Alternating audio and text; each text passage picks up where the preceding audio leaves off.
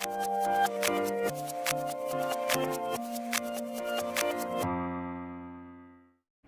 साथियों, आज हम ले रहे हैं व्यष्टि अर्थशास्त्र में सीरीज़ A6 का पार्ट 2। सीरीज़ A6 जो है वो थ्योरी ऑफ प्रोडक्शन से हमने स्टार्ट की थी। पार्ट 1 में हमने उत्पादन क्या होता है, उत्पादन फलन क्या है, उत्पादन फलन की विशेषताएं क्या है, उत्पादन के साधन क्या हैं, इस पर हमने चर्चा की थी। अति अल्पकालीन उत्पादन फलन, इसके बाद दीर्घकालीन उत्पादन फलन क्या होता है, इस पर बात की थी। आज हम ले रहे हैं आगे कुल उत्पाद, औसत उत्पाद, सीमांत उत्पाद, उनका आपस में क्या संबंध है। हम बात करेंगे कुल उत्पाद, टोटल प्रोडक्ट। जब हमने यहाँ कुल उत्पाद लिखा है, इसको हम कुल भौतिक उत्पाद भी लिख सकते हैं, टोटल फिजिकल प्रोडक्ट। आप कंफ्यूज ना हो, यदि TPP लिखा हुआ है तो TP और TPP एक ही बात है। तो कुल उत्पाद या कुल भौतिक उत्पाद, TPP या TP, क्या होता है, जब साधनों की मात्रा निश्चित दी हुई है तो निश्चित समय अवधि में सभी साधन मिलकर किसी वस्तु की जो कुल इकाइयाँ या मात्रा उत्पादित करते हैं, उस मात्रा को ही हम कुल उत्पाद TP कहते हैं। निश्चित समय अवधि में साधनों की विशिष्ट मात्रा, जो भी साधन हमने प्रयोग में लिए, मशीन, श्रम आदि द्वारा, फर्म द्वारा वस्तु की जो कुल मात्रा उत्पादित की जाती है, उसे ही TP कहते हैं। नेक्स्ट हम लेते हैं औसत उत्पाद। औसत अर्थात प्रति इकाई उत्पाद। अब प्रति इकाई, यहाँ पर हम श्रम को परिवर्तनशील साधन मान रहे हैं।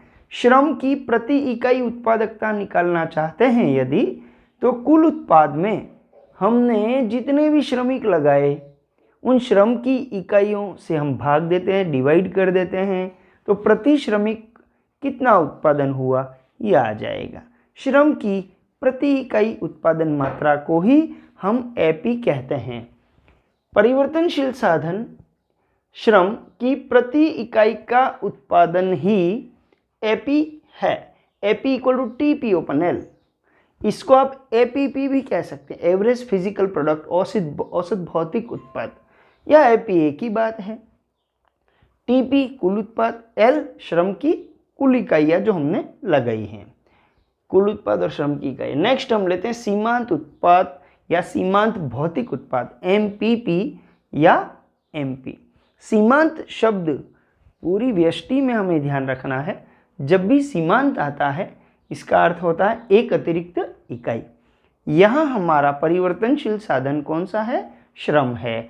हम एक अतिरिक्त श्रम को काम पर लगाते हैं, एक अतिरिक्त श्रमिक को हम काम पर लगाते हैं।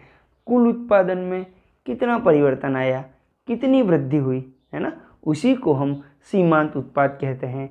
या हम ऐसा कह सकते हैं कि श्रम की जो अंतिम इकाई है, उसने कितना उत्पादन किया।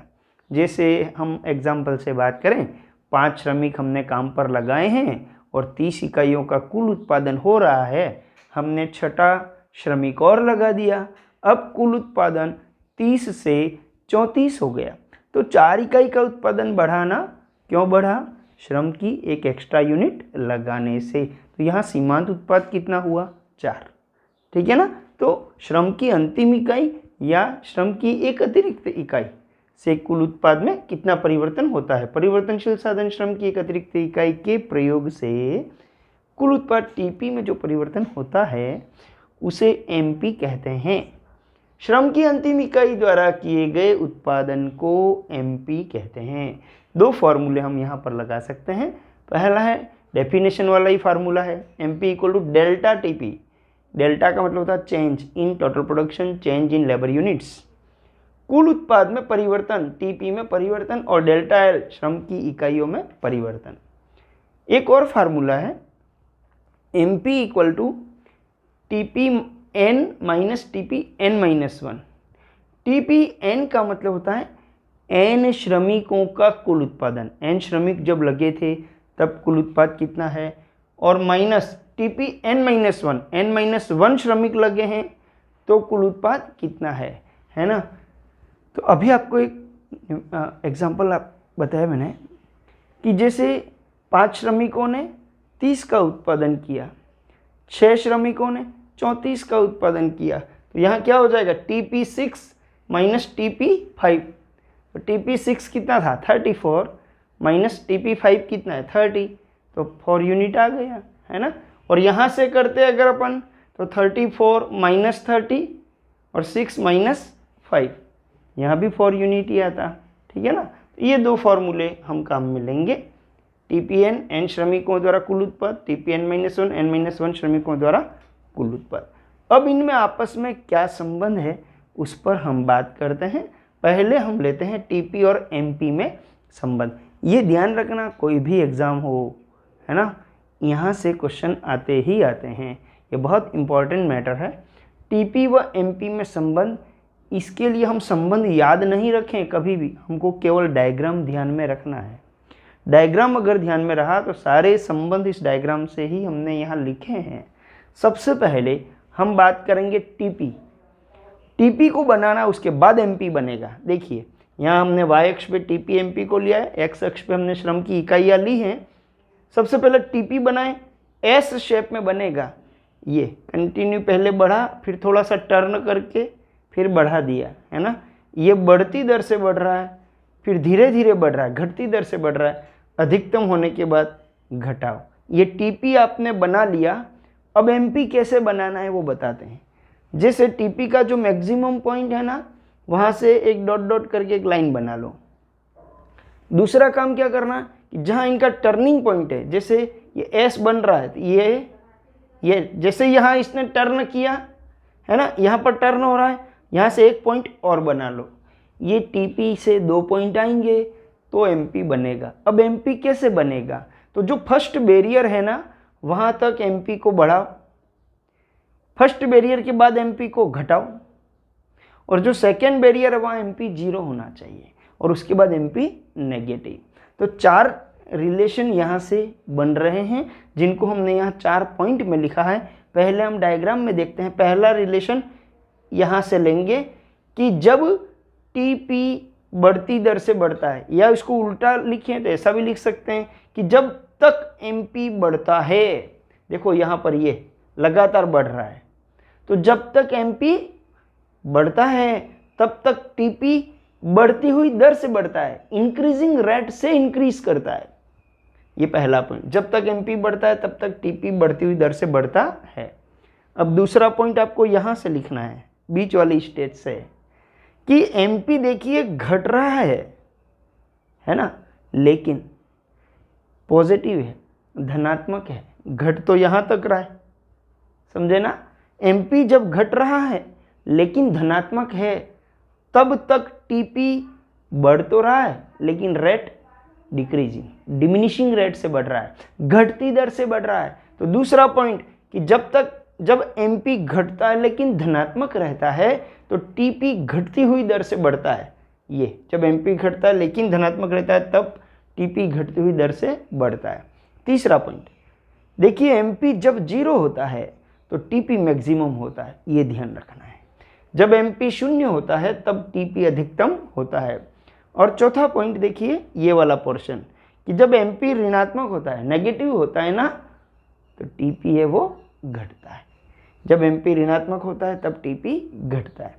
तो ये चारों पॉइंट जो है वो हमने इस डायग्राम से लिए हैं। डायग्राम कैसे बनाना है वो भी मैंने आपको बताया कि पहले TP बना के 2 पॉइंट निकालेंगे, एक तो टर्निंग पॉइंट, एक मैक्सिमम पॉइंट, दोनों को नीचे मिला लेते हैं। टर्निंग पॉइंट पे MP को मैक्सिमम कर दो, और ये जो मैक्सिमम है वहाँ पर इसको 0 कर दो, तो नेगेटिव करेंगे।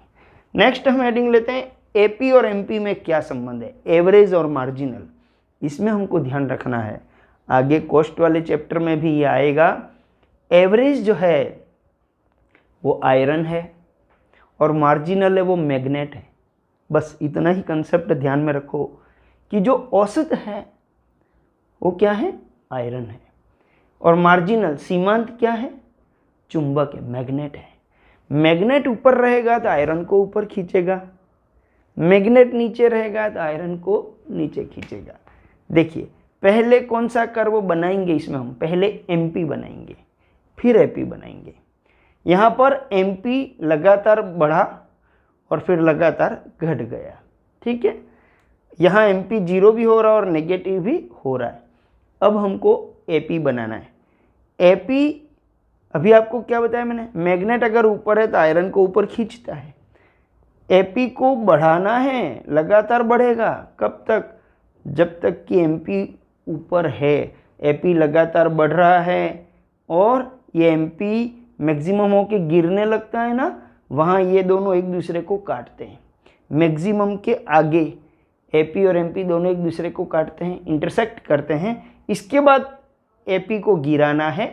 AP को इसलिए गिराना है क्योंकि मार्जिनल नीचे है, मैग्नेट नीचे, आयरन को नीचे खींचेगा। ध्यान ये रखना है कि AP यहाँ टच नहीं होना चाहिए, क्योंकि AP 0 कभी नहीं होता है, नेगेटिव नहीं होता है। अब देखिए फर्स्ट ये जो पॉइंट है ना, जहाँ दोनों इंटरसेक्ट कर रहे हैं, काट रहे हैं, वहाँ पर दोनों बराबर हैं। बराबर है, इससे जस्ट पहले वाला, इससे पहले वाली सिचुएशन देखिए, MP ग्रेटर देन AP, ये MP है ना, AP से ऊपर है। और इसके जस्ट बाद देखिए MP लेस देन AP, ये MP है ना, वो AP से नीचे है। यहीं से हमने ये पॉइंट निकाले हैं। फर्स्ट, जब तक MP ग्रेटर देन AP होता है, MP ग्रेटर देन AP होता है, तब तक AP बढ़ता है। ये तब तक AP बढ़ता गया। दूसरा, जब MP इक्वल टू AP होता है, ये दोनों यहाँ बराबर हैं, तब AP अधिकतम होता है, AP ये मैक्सिमम है। तीसरा, जब MP लेस देन AP होता है, ये मार्जिनल एवरेज से नीचे है, तब AP घटता है। और चौथा, MP शून्य और ऋणात्मक हो सकता है, लेकिन AP शून्य और ऋणात्मक नहीं हो सकता। ये हमने TP MP में, AP और MP में रिलेशन देखा। TP AP MP क्या होता है। अब हम ले लेते हैं इससे रिलेटेड न्यूमेरिकल ले लेते हैं। देखिए, भूमि जो कि स्थिर साधन है, ये हमने 1 एकड़ लिया है, ये स्थिर रखा है। और श्रम की इकाइयाँ L, इसको हमने 0 1 2 3 4 5 6 7 8 एक एक करके हमने श्रमिक बढ़ाया है।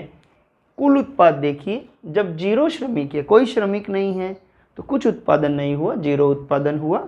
इसके बाद जैसे जैसे श्रम की इकाइयाँ बढ़ रही हैं, वैसे वैसे कुल उत्पादन भी बढ़ रहा है और एक सीमा के बाद घटता है। अब ये दिया हुआ है, L और TP दिया हुआ है। अब हमको AP और MP निकालना है। AP का फार्मूला क्या देखा हमने, TP बटा L है ना, श्रम की इकाइयों का भाग देना है। 0 बटा 0 अनिर्धारित रूप होता है, हमने 0 लिख दिया, डैश भी लिख सकते हैं। 2 बटा 1 ये 2, 6 बटा 2 3, 12 बटा 3 4, 16 में 4 को भाग दिया 4, 18 में 5 का, इस तरह से ये हमने भाग देकर AP निकाल दिया। अब निकालना है MP। प्रत्येक अतिरिक्त इकाई से कुल में कितना परिवर्तन होता है, उसी को सीमांत कहते हैं। अब जैसे 0 श्रमिक है, कुल उत्पादन कुछ हुआ ही नहीं है, तो हमने डैश कर दिया।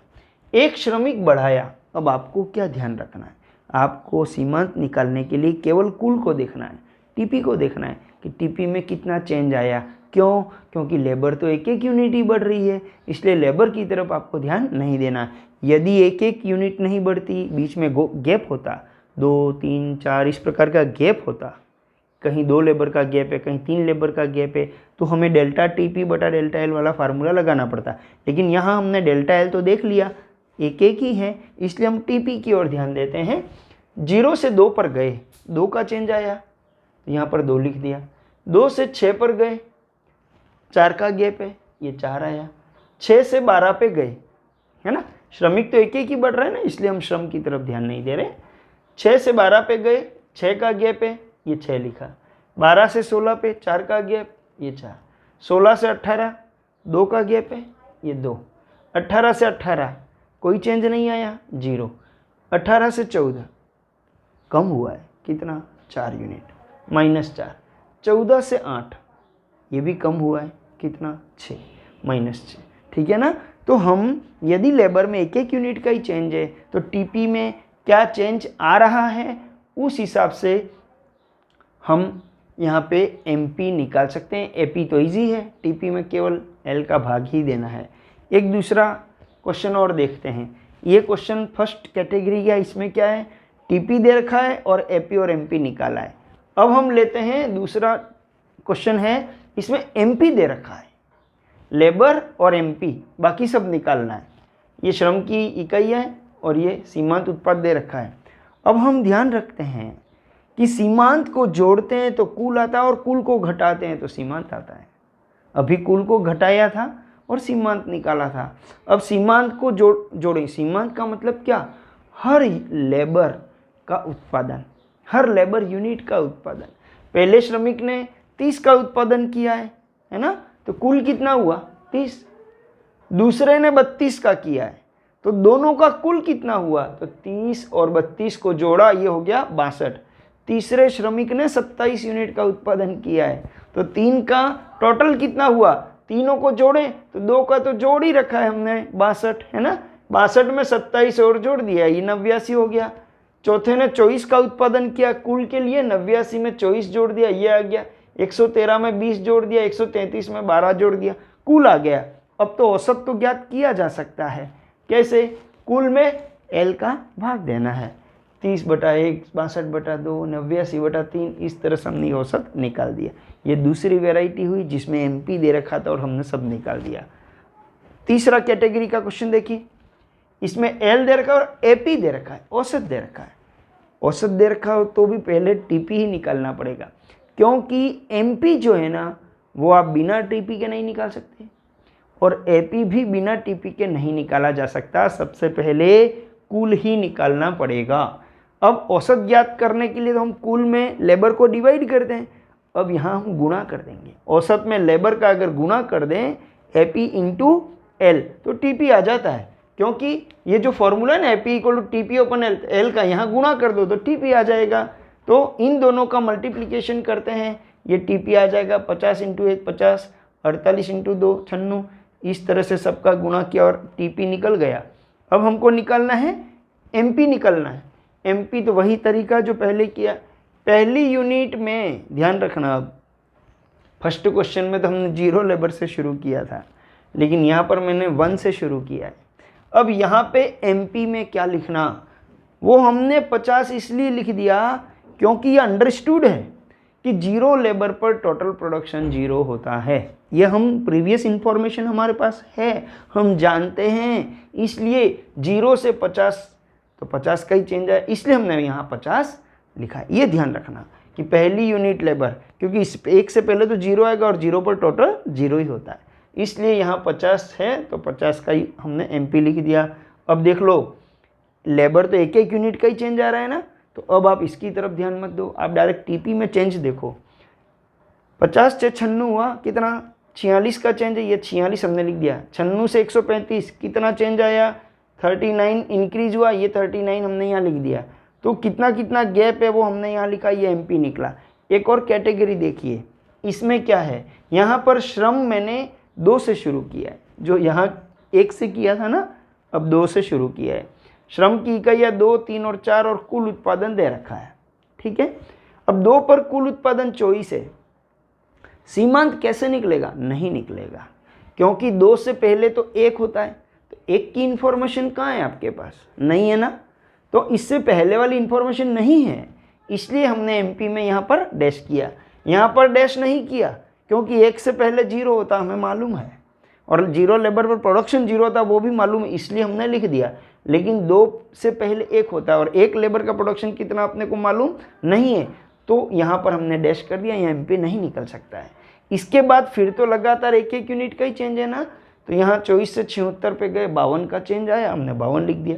76 से 95 पे गए, 19 का चेंज है, हमने 19 लिख दिया। इस तरह से ये सारे न्यूमेरिकल हमने टीपी, एपी और एमपी के कर लिए, और इस वीडियो को हम यहीं समाप्त करते हैं। धन्यवाद।